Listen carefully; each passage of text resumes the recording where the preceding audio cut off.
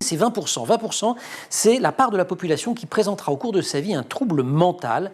Et dans la majorité des cas, et c'est pour ça qu'on en parle, les racines de ces troubles remontent à l'enfance ou à l'adolescence. Et c'est pour ça que le sujet est aussi important.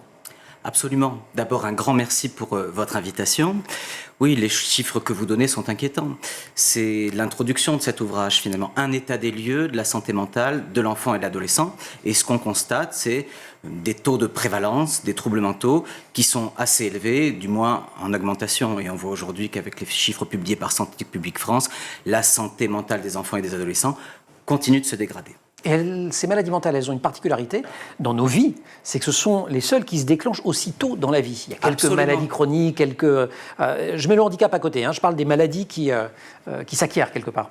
Absolument, d'un point de vue épidémiologique, ce sont des troubles, des pathologies qui trouvent leur origine, se déclenchent, ont un lien avec l'enfance.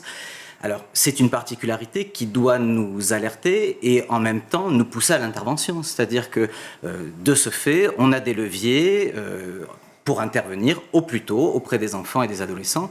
Et ça, je veux dire, c'est un consensus unanime. Une intervention précoce est toujours favorable auprès des enfants et des adolescents.